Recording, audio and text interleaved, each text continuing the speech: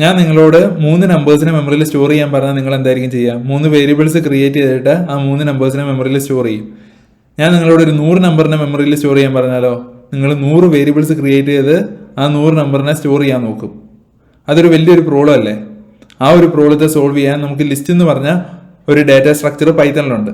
ഇവിടെ ഒരു variable name ഉപയോഗിച്ച് നമുക്ക് മൾട്ടിപ്പിൾ നമ്പേഴ്സിനെ ആക്സസ് ചെയ്യാൻ പറ്റും. നിങ്ങൾ 5, 6, 7, 8, 9 എന്ന് പറഞ്ഞ നമ്പേഴ്സിനെ ഒരു വേരിയബിൾ എല്ലില് നിങ്ങൾക്ക് സ്റ്റോർ ചെയ്യാൻ പറ്റും ഈ ലിസ്റ്റ് എന്ന് പറഞ്ഞ ഡാറ്റ സ്ട്രക്ചർ ഉപയോഗിച്ച്. നമുക്ക് ലിസ്റ്റിന്റെ സിന്റാക്സ് കാണാം. ആദ്യം എൽ ഈക്വൽ ടു ലിസ്റ്റിന്റെ പേരാണ് എൽ. അത് കഴിഞ്ഞ് സ്ക്വയർ ബ്രാക്കറ്റ്, അതിൻ്റെ അകത്ത് നമ്പേഴ്സ് ഫുള്ള് എൻ്റർ ചെയ്യുക. കോമ സെപ്പറേറ്റഡ് ആയിരിക്കണം ഈ നമ്പേഴ്സ് എല്ലാം. അത് കഴിഞ്ഞ് ക്ലോസിങ് സ്ക്വയർ ബ്രാക്കറ്റ്. ഇതാണ് ഒരു ലിസ്റ്റിന്റെ സിന്റാക്സ്. ഈ കോഡ് റൺ ചെയ്യുമ്പോൾ ഒരു ലിസ്റ്റ് മെമ്മറിയിൽ ക്രിയേറ്റ് ആവും.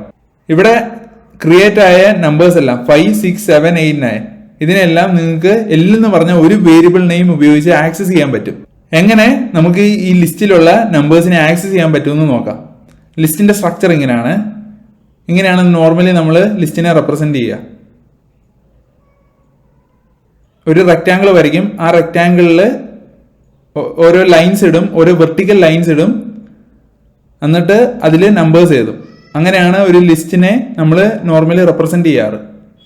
ഇവിടെ 5, 6, 7, 8, 9 എന്ന് പറഞ്ഞ നമ്പേഴ്സ് ഒരു ലിസ്റ്റ് എല്ലിൽ ഇരിക്കുകയാണ്. നമുക്ക് ഇതിനെ ആക്സസ് ചെയ്യണം. ആക്സസ് ചെയ്യാൻ നമുക്ക് ഇൻഡെക്സ് എന്ന് പറഞ്ഞ ഒരു കൺസെപ്റ്റ് ഉണ്ട്. ആദ്യത്തെ എലമെന്റ് ഇരിക്കുന്നത് ഇൻഡെക്സ് 0-ലാന്ന് പറയും. രണ്ടാമത്തെ എലമെന്റ് ഇൻഡെക്സ് 1-ല്, മൂന്നാമത്തേത് ഇൻഡെക്സ് 2-ല്, നാലാമത്തേത് ഇൻഡെക്സ് 3-ല്, അഞ്ചാമത്തേത് ഇൻഡെക്സ് 4-ല്, ഇനി ആറാമത്തെ നമ്പർ ഉണ്ട് അത് ഇൻഡെക്സ് 5-ല്. അങ്ങനെ ആയിരിക്കും ഈ ഇൻഡെക്സിങ് പോവുക. നമുക്കിപ്പം ആദ്യത്തെ എലമെന്റിനെ ആക്സസ് ചെയ്യേണ്ടതെന്ന് വെച്ചോ, 5 എന്ന് പറഞ്ഞ ഈ എലമെന്റിനെ ആക്സസ് ചെയ്യേണ്ടത്. അന്നേരം L0 എന്ന് ടൈപ്പ് ചെയ്യുക. അന്നേരം നിങ്ങൾക്ക് ആദ്യത്തെ എലമെന്റിനെ ആക്സസ് ചെയ്യാൻ പറ്റും. നിങ്ങൾക്ക് രണ്ടാമത്തെ എലമെന്റ് ആണ് ആക്സസ് ചെയ്യേണ്ടതെന്ന് വെച്ചോ, അതായത് 6നെ ആക്സസ് ചെയ്യണമെങ്കിൽ L1. നിങ്ങൾക്ക് ഇനി ലാസ്റ്റ് കിടക്കുന്ന 9 ആക്സസ് ചെയ്യണമെങ്കിലോ L4. ഇവിടെ ശ്രദ്ധിക്കേണ്ടത് ഇൻഡെക്സിങ് തുടങ്ങുന്നത് 0 എന്നാണ്.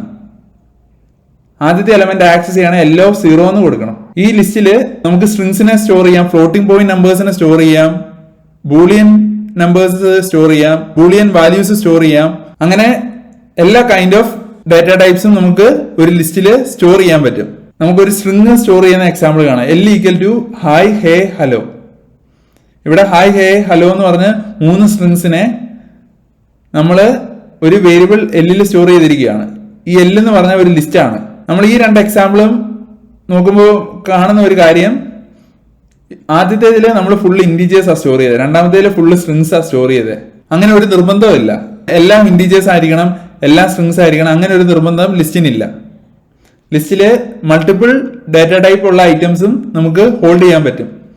L ഈക്വൽ ടു 5 ഒരു ഇൻഡീജർ ആണ്. പിന്നെ സെയിലർ ഒരു സ്ട്രിങ് ആണ്. 6 ഒരു ഫ്ലോട്ടിംഗ് പോയിന്റ് നമ്പർ ആണ്. അതും നമുക്ക് ഒരു ലിസ്റ്റിൽ സ്റ്റോർ ചെയ്യാൻ പറ്റും.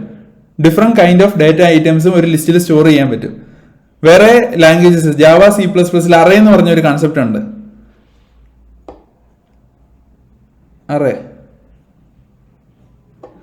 അറേയില് എപ്പോഴും similar kind of items store ചെയ്യാൻ പറ്റുള്ളൂ. അതായത് അറേയില് നമ്മൾ സ്റ്റോർ ചെയ്യാൻ നോക്കിയെന്ന് വെച്ചോ, 5 സെയിലർ 6. ഇത് 5 ഇൻഡീജർ ആണ്, സെയിലർ സ്ട്രിങ് ആണ്, 6 ഒരു ഫ്ലോട്ടിംഗ് പോയിന്റ് നമ്പർ ആണ്. ഇത് ഒരിക്കലും അറേയിൽ പോസിബിൾ അല്ല. അറേയിലെ എപ്പോഴും സിമിലർ ആയ ഐറ്റംസ് മാത്രമേ വെക്കാൻ പറ്റത്തുള്ളൂ. അതായത് ഇൻഡീജർ നിങ്ങൾ വെക്കാൻ തീരുമാനിച്ചെങ്കിൽ മൊത്തം ഇൻഡീജർ ആയിരിക്കണം, സ്ട്രിങ് വെക്കാൻ തീരുമാനിച്ചാൽ ഫുള്ള് സ്ട്രിങ് ആയിരിക്കണം. അതാണ് മെയിൻലി അറേയും ലിസ്റ്റും തമ്മിലുള്ള ഡിഫറൻസ്.